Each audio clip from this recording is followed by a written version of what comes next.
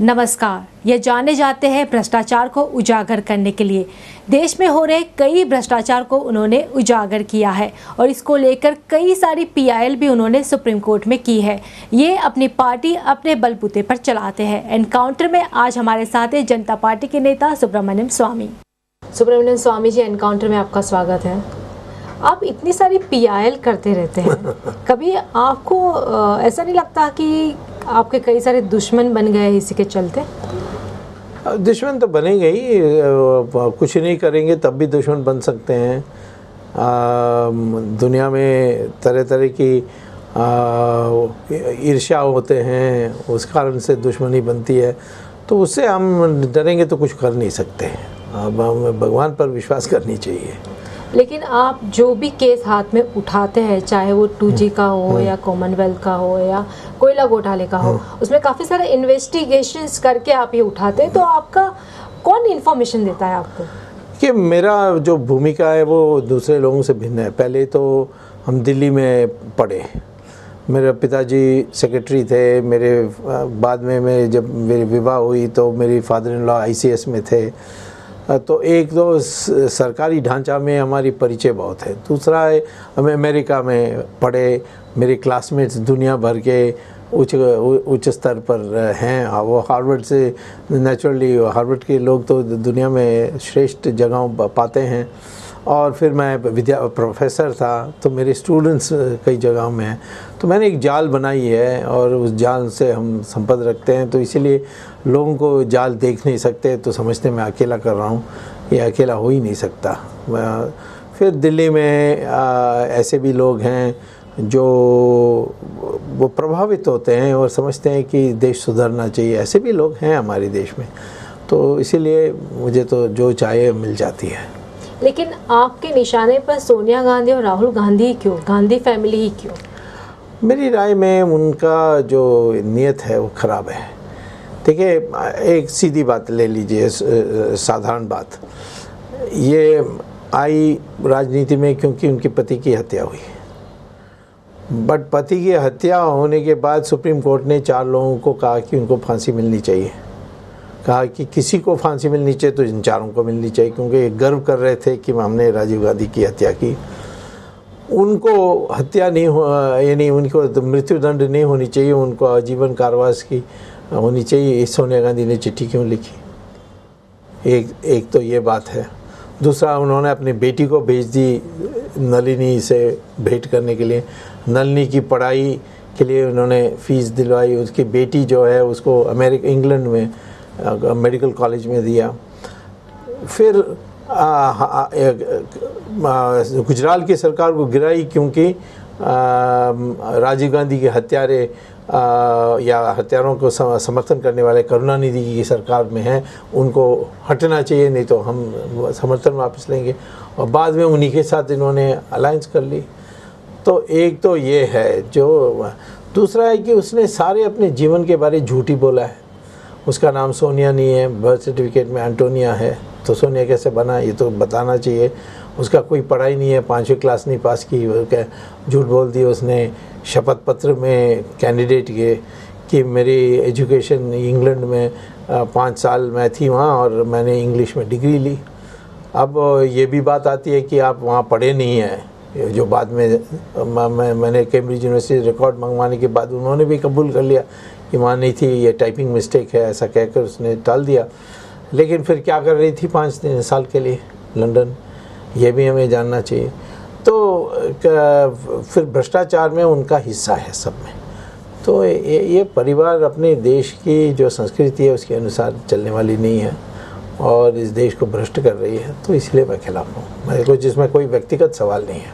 आपका तो बीच में बयान भी आया था कि राजीव गांधी की हत्या के पीछे सोनिया गांधी का हाथ है। नेचुरली ये तो मैं समझूंगा। मैंने ये कहा कि हाथ है, मैंने कहा इनकी हाथ है, इसकी जांच होनी चाहिए। क्योंकि जब आप इतने समर्थन कर रहे हैं उनको, तो ये तो क्रिमिनल लॉ में सीधा है। यहाँ तक कि आप वो जहाँ हत्या हुई है उस जगह में उपस्थित हैं वही काफ़ी होता है। यहाँ तो आप हत्यारों को मदद कर रहे हैं, उनको कह रहे हैं कि उनको मृत्युदंड नहीं मिलनी चाहिए। अपनी बेटी को भेज देती है मैं उनको मिलने के लिए, तो ये तो जाए उसमें भी आया, लेकिन उसमें तो कीचड़ उछल रहा है, तो गुजरात सरकार पे भी उछल रहा है। उनके CAG में जो रिपोर्ट आई 5,000 करोड़ की भी बात आई। इसके अलावा कई सारे BJP शासित प्रदेशों में भी कोयला घोटाला हुआ है, लेकिन आपने उसको खुले तौर पे उजागर क्यों नहीं किया? देखिए, मैं एक सरकारी नौकर नहीं हूँ, मैं CBI का डायरेक्टर नहीं हूँ। मैं जानता हूँ कांग्रेस अपने ऊपर केस नहीं डालेगी, तो इसलिए मैं कांग्रेस के पर कंसंट्रेट कर रहा हूँ। कांग्रेस के पास सत्ता की सारी ताकत है, CBI है, एनफोर्समेंट डायरेक्टरेट, सब कुछ है, तो कांग्रेस क्यों नहीं करती है? ये मैं ही क्यों करूँ? मैं कांग्रेस का क्यों काम करूँ? कांग्रेस को करना चाहिए, कांग्रेस को सफाई देना चाहिए, क्यों नहीं BJP के ऊपर केस डाल रहे हैं? तो ये तो यदि मैं सरकार में होता तो मेरी जिम्मेदारी हो जाती है कि सब पर केस डालने, पर मैं जब व्यक्तिगत कर रहा हूँ और मेरा समय सीमित है, मेरे साधन सीमित हैं, उस समय मैं कांग्रेस पे कंसंट्रेट इसलिए करूँगा कि क्योंकि वो अपने ऊपर कभी नहीं डालेंगे केस, इसीलिए मैं डाल रहा हूँ। लेकिन आपको लगता है इसी के कारण जो है आपके ऊपर ये आरोप लगता है कि आप पर्टिकुलर कांग्रेस को ही टारगेट करते हैं? नेचुरली मैं और किसको टारगेट करूँगा? मेरे पास उतना टाइम ही नहीं है, मेरे पास उतने साधन भी नहीं है। मुझे CBI के डायरेक्टर बना दो, फिर कल फिर पूछो मुझसे, मैं कर दूँगा। बट मैं सब अपनी मेहनत से, अपने खर्चे से, अपने क्षमता से मैं करूं तो एक सीमा होती है जो मुझे सबसे आवश्यक है, जिसको प्राथमिकता देनी चाहिए उसको दूंगा। कांग्रेस को कौन रोक रहा है? कांग्रेस के ऊपर आरोप लगानी चाहिए, क्यों नहीं आप केस डाल रहे? इसके माने कुछ है नहीं, ये सिर्फ ऐसे ही आप प्रचार करते हो। पर करना है तो आपके या कांग्रेस के MPs जैसे मैं केस डाल रहा हूँ वो भी डाल सकते हैं, वो नहीं करते। वो कैसे करेंगे? उन्हीं की पार्टी के खिलाफ? नहीं, मैं उनके पार्टी के ऊपर नहीं कह रहा हूँ, मैं तो BJP के ऊपर कह रहा हूँ। कौन रोक रहा है उनको BJP के ऊपर कोर्ट में, जैसे मैं जाकर करता हूँ वो जाकर नहीं कर? क्योंकि उनको भी पता है कि उनके हाथ भी तो काले हुए हैं कोयला घोटाले। तो यही तो प्रॉब्लम हो गई। तो ये खुद भ्रष्ट हैं, ये दूसरों के ऊपर उंगली उठा नहीं सकते, कोई कोर्ट में उनको ये नहीं देंगे। मेरा विश्वसनीयता इसी बात पर है कि मैं एक बात लूँगा तो फिर छोड़ूंगा नहीं, और ये कितना भी धमकी दें मेरा कोई ऊपर असर नहीं होगा, मेरा कोई पोल नहीं खोल सकते। लेकिन मेरा ये जो साधन की सीमा है उसके अंतर्गत मुझे काम करना होगा। कल मैं कोई पद में आ जाऊं तो फिर मैं तो फिर सब पूछ सकते हैं। मैंने तो जब एक ज़माने में किया था, वो था जब रामकृष्ण हेगड़े हमारी चीफ मिनिस्टर थे, मैं पार्टी का महामंत्री था, तब भी मैंने उनके ऊपर केस डाली। तो सब लोगों ने कहा ये क्या, तो अपने लोगों के ऊपर ही केस डाल रहे हो, ये तो अपने साइड पर ही गोल डाल रहे हो। इस तरीके से भी लोग कहते हैं, लोग दोनों तरफ बात करते हैं। मैं नहीं करूँगा तो कहते हैं क्यों नहीं करते हो, और मैं करूँगा तो कहते हैं कि अपने लोगों का ही कर रहा है ये अपना बात। मैं तो ये जिम्मेदारी का सवाल है, ये कांग्रेस की जिम्मेदारी है कि BJP पर केस डालें। लेकिन देश की आज की जो स्थिति है उसको देखकर आपको लगता है कि मध्यावर्ती चुनाव आ सकते हैं 2014 से पहले ही? आना चाहिए, क्योंकि ये सरकार कुछ कर नहीं सकती। ये सरकार के पास ना कुछ आइडियाज़ हैं और इतने भ्रष्टाचार में लिप्त हैं, वो अपने बचाव में ही लगे हैं। तो मुझे तो लगता है कि जैसे थर्ड फ्रंट पूरा बन जाएगा और मुलायम सिंह का नाम घोषित हो जाएगा तो वो विड्रॉ कर देंगे, उसके बाद ये सरकार टिक नहीं सकती।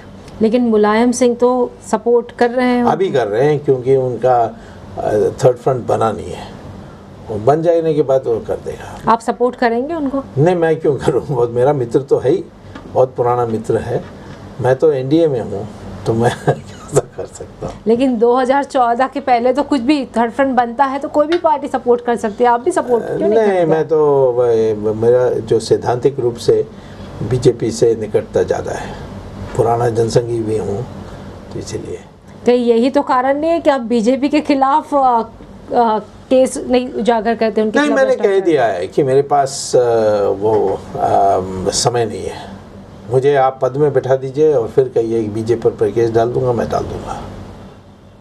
लेकिन आपको सिनारियो देखकर लगता है कि NDA आ सकती है सत्ता में? NDA तो आ सकती है यदि हम दो विषयों पर जोर देंगे। एक भ्रष्टाचार मिटाने के लिए और विश्वसनीयता पैदा करके, और दूसरा है कि मेरी राय में जो देश के सामने जो खतरे हैं उसके लिए हमारी देश में एक पुनरुत्थान लानी चाहिए और ख़ासतौर हिंदुओं के एकत्रित करने के लिए हम प्रयास करनी चाहिए। जब यदि हिंदू इकट्ठे हो जाएंगे तो फिर ये मुस्लिम का तुष्टीकरण बंद हो जाएगा, वो राष्ट्र के हित में है। तो ये दोनों कहेंगे तो मुझे लगता है कि एनडीए को बहुमत मिल जाएगी। आप गुजरात में कैंपेन करने वाले हैं? नहीं, मैंने कैंपेन कर चुका हूँ। मैं पिछले 2 महीने से गुजरात में हर सैटरडे संडे गुजरात में, मैं पिछले संडे में राजकोट में था, उसके पहले सूरत में, उसके पहले वडोदरा में। तो मेरा तो कैंपेन जारी है।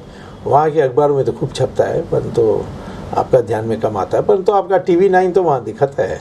लेकिन क्या आपको लगता है कि एनडीए की सरकार आती है तो क्या नरेंद्र मोदी को सभी पार्टी सपोर्ट करेगी पीएम के तौर पर? मैं तो ये नहीं कह सकता, क्योंकि एनडीए में कई काबिल लोग हैं, वो सब बन सकते हैं। तो अभी किसका नाम तय होगा ये मैं नहीं कह सकता। आप सपोर्ट करेंगे उनको? मैं तो जो भी एनडीए तय करेगी उसको सपोर्ट करूँगा। नरेंद्र मोदी तो मेरा मित्र हैं और वो काबिल व्यक्ति हैं, ये भी जानता हूँ, पर आखिर में एनडीए के सपोर्ट चाहिए ना। वो भी ऐसे ही हैं, वो एनडीए उनको नहीं सपोर्ट करेगी तो वो भी जो एनडीए तय करेगी उसी को सपोर्ट करेंगे। आप एक इकोनॉमिस्ट भी है, देश की सिचुएशंस को आप काफ़ी गहराई से जानते हैं, इकोनॉमिक सिचुएशंस को।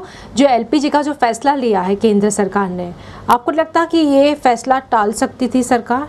नहीं, अवश्य टालना चाहिए था, इसको तो लेना ही नहीं चाहिए था। ये तो हमारी इस सरकार की दिवालीपन का परिचय है। आखिर में अब केरोसिन हो, गैस हो या पेट्रोल हो, इसका अधिकांश तो टैक्स है। टैक्स को हटा दो। अब पेट्रोल आपको ऑयल कंपनीज की मुनाफा को जोड़कर, पेट्रोल पंप की कमीशन को जोड़ करके 34 रुपये से ज़्यादा नहीं होता है, और यहाँ पर 76 रुपये में बेच रहे हैं। और वो कहते हैं कि टैक्स हटाने तो साधन कैसे आएगी, तो नीलाम कर दो। कोयला का नीलाम हो जाएगा तो आपको 11 लाख करोड़ मिल जाएगा। 2G स्पेक्ट्रम में आपको 7 लाख करोड़ मिलने वाली है। तो साधन की कोई कमी नहीं है। ये सब करने नहीं चाहते और इसीलिए आम जनता पर इस तरीके से बोझा डाल रहे हैं। वक्त हो रहा है छोटे से ब्रेक का। ब्रेक के बाद भी सुब्रमण्यम स्वामी से मुलाकात जारी रहेगी। देखते रहिए एनकाउंटर।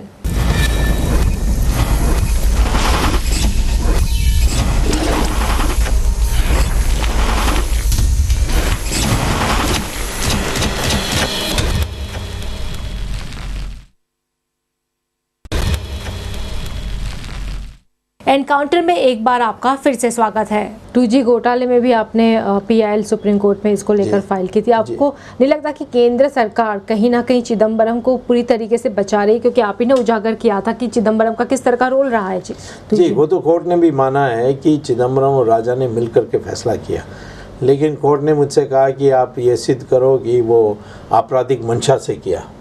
मेरा आर्ग्यूमेंट है कि प्रिवेंशन करप्शन एक्ट में आपराधिक मंशा की आवश्यकता नहीं है। अब मर्डर में ज़रूरत होती है, जैसे मैं गाड़ी चला रहा हूँ, कोई सामने आ जाए, उसको मैं मारता हूँ, मर जाता है, तो वो मर्डर नहीं कहा जाता है, क्योंकि मेरी मंशा नहीं थी उसको मारने के लिए। तो वैसे ही यहाँ करप्शन में ये मंशा की आवश्यकता नहीं है। आपने कोई ऐसा कार्य किया जिससे राष्ट्र का नुकसान हुआ, जो राष्ट्र हित में नहीं है, तो वो भ्रष्टाचार है।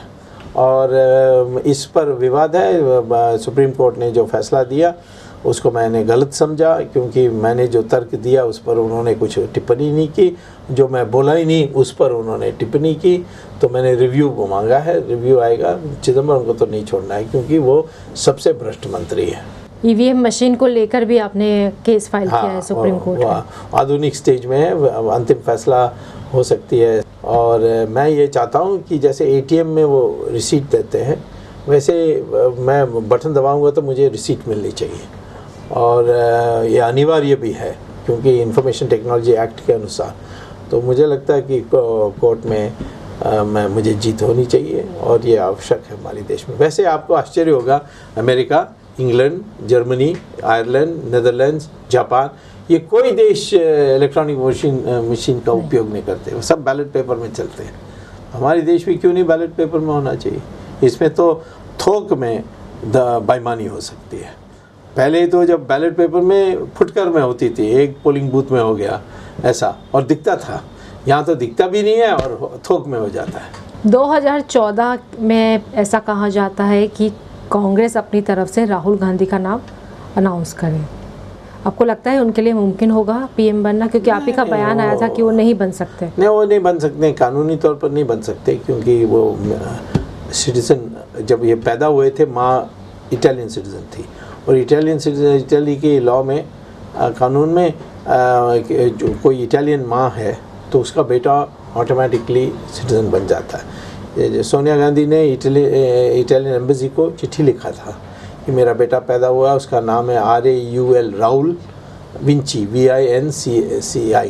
इसी नाम पर उसके पासपोर्ट भी बनी है, और इसी नाम पर कैम्ब्रिज यूनिवर्सिटी में उसने जब थोड़े दिन के लिए प्रवेश किया तो उसने इसी नाम पर उसने एडमिशन भी ली थी। तो वो बन नहीं सकता, इसीलिए माँ भी नहीं बन सकती थी इसी कारण से, तो उसका भी रोका गया, इसको भी रोका जाएगा। बट तो ये आपने किसी बात पर उनकी टिप्पणी करते देखा? आज इतने बड़े घोटाले हुए हैं, कुछ कहना चाहिए, कुछ नहीं कहते हैं। लंदन में बैठे हैं, आज ये आए हैं वो मीटिंग अटेंड करने के लिए, और वो पार्टी में उनका पद रह सकता है, बट देश के बागडोर संभालने के लिए उनको नहीं देना चाहिए। लेकिन अगर प्रधानमंत्री बनने वो जाएंगे तो क्या आप रोकेंगे? जैसे सोनिया गांधी के बारे में आपने चिट्ठी लिखी थी कलाम को। मैं इसके भी मैं करूँगा, जरूर कोर्ट में जाऊँगा तो कोई वो सवाल नहीं है। लेकिन आपने तो जब राष्ट्रपति उस वक्त अब्दुल कलाम थे तब आपने कहा था उनको कि ये इटालियन है इसलिए नहीं बन सकती, लेकिन उसके बाद उन्होंने किताब में कुछ अलग ही लिखा कलाम ने। अभी हाँ, वो मजबूरी के कारण लिखा होगा, बट वो वास्तविकता नहीं है। वास्तविकता प्रत्यक्ष लोग उपस्थित थे। सोनिया, मैं सब कहता हूँ कि कलाम को भी मत सुनो, मुझे भी मत सुनो। मैं एक ही बात कहता हूँ कि 5 बजे मई 17 तारीख को चिट्ठी लिखी थी अब्दुल कलाम ने कि आपको 5 बजे आकर के दावा करना है, और उसने सारे MPs को बुला ली 5 बजे के पहले, साथ चलेंगे। और उन्होंने 340 चिट्ठियाँ भी दे दी, जिसमें सबने लिखा है कि मैं फलाना निर्वाचन क्षेत्र से विजय प्राप्त करके आया हूँ और मैं सोनिया गांधी का नाम प्रस्तावित करता हूँ। सोनिया गांधी ने भी एक चिट्ठी लिख दी, मैं रायबरेली से जीत कर आई हूँ, मैं सोनिया गांधी का नाम प्रस्तावित करता हूँ। तो सब तैयारी थी, माँ बेटा सब, मैं माँ बहनों सबको बुला लिया था उसने। तब 3:30 बजे कलाम ने चिट्ठी नहीं लिखी, जिसको मनमोहन सिंह ने सार्वजनिक आखिरी 3 वाक्यों को पढ़ा, पूरा चिट्ठी नहीं पढ़ा। वो चिट्ठी को बाहर प्रकाशित कर दे, आप जाके अपना, पता नहीं आप उस समय आपकी टीवी थी नहीं थी, तो आप जाकर देखिए 17 मई की आप रील्स देखिए, उसमें दिखेगा मनमोहन सिंह एक चिट्ठी पढ़ रहे हैं। वो चिट्ठी कहाँ है, उसको क्यों नहीं बाहर निकालते? तो किस मजबूरी से इन्होंने ऐसी किताब में लिखी मैं नहीं जानता, परंतु वो उन्होंने सही नहीं बोला है। कलाम से बात हुई बाद में इस बारे में? नहीं, बात नहीं हुई। इसके पुस्तक पढ़ने के बाद तो हमें लगा कि पॉइंटलेस है बात करने के लिए। प्रधानमंत्री तो आपके अच्छे मित्र रहे। हाँ, मैं जो अच्छे मित्र बहुत मानता हूँ उसको।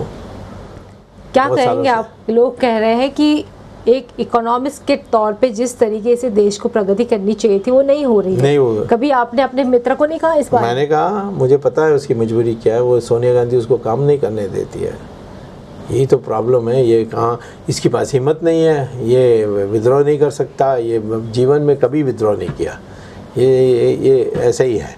ये बाबू के लिए बहुत अच्छा है, बट प्रधानमंत्री के लिए एक साहस होनी चाहिए, एक हिम्मत होनी चाहिए।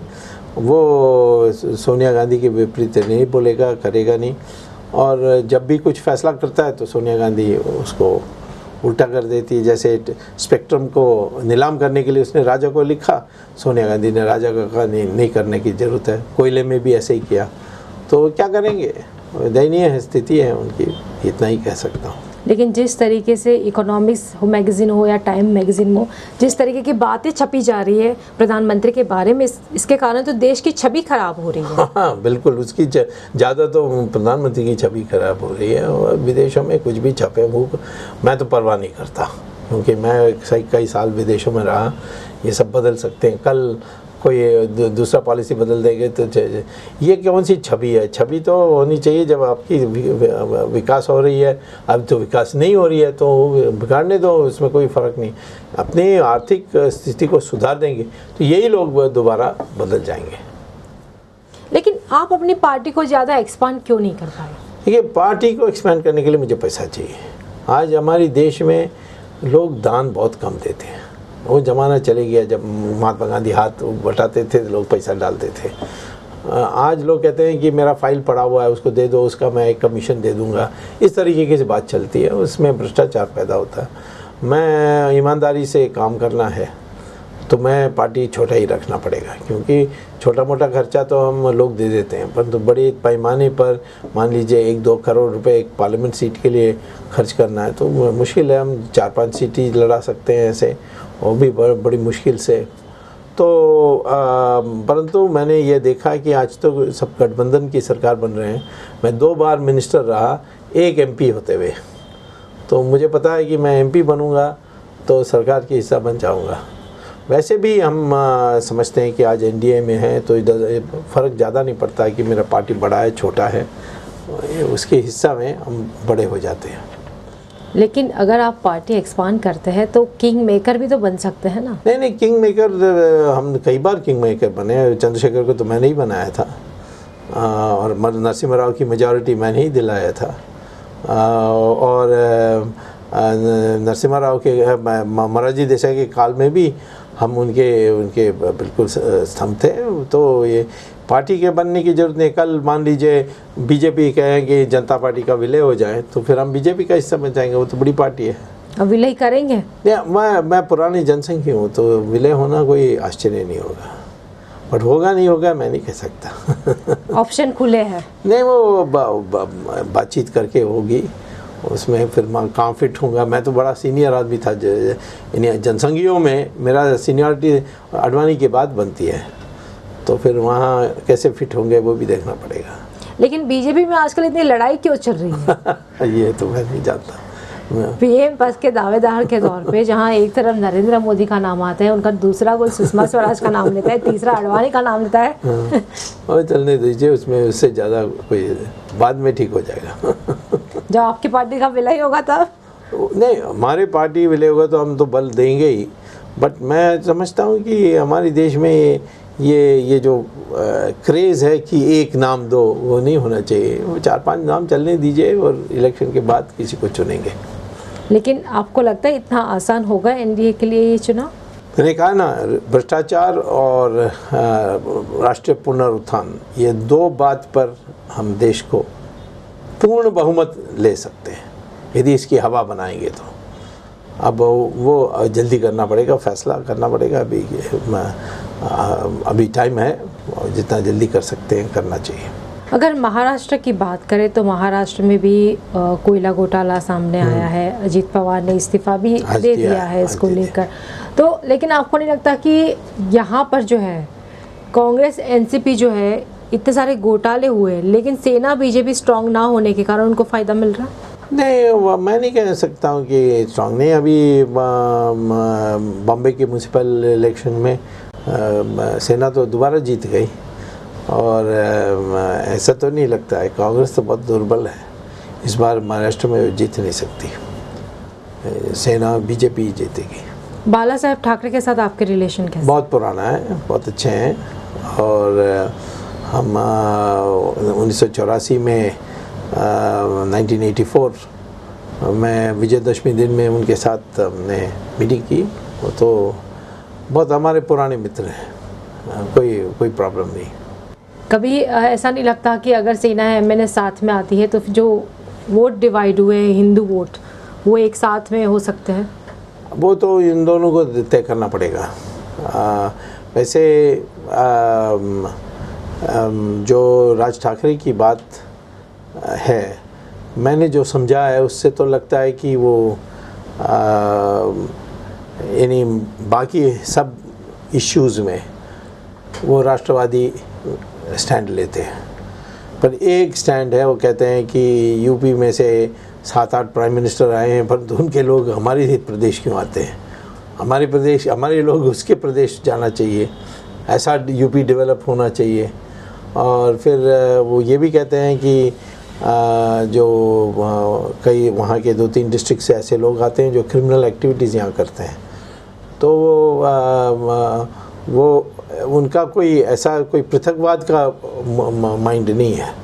वो ज़्यादातर महाराष्ट्र की जनता की कोई उनका जो मूल बात है उसको रखने के लिए है। वो ये भी नहीं कहते हैं कि मद्रासी होना नहीं चाहिए क्योंकि मद्रासी गुजराती, वो कहते हैं कि यहाँ वो हमारे कंट्रीब्यूट करते हैं। यूपी से उन्होंने निशाना इसीलिए बनाया है क्योंकि इस 2 कारण से कि हम प्राइम मिनिस्टर्स यूपी में बनाते हैं और उनके लोग यहाँ नौकरी के लिए आते हैं और वहाँ से ऐसे एलिमेंट्स भी आते हैं जो क्रिमिनल हैं, तो उनकी बात को अकोमोडेट की जा सकती है। स्वामी जी, एनकाउंटर में बात करने के धन्यवाद। तो ये था आज का ये एनकाउंटर। आपको ये कार्यक्रम कैसा लगा हमें जरूर बताइए और देखते रहिए TV9।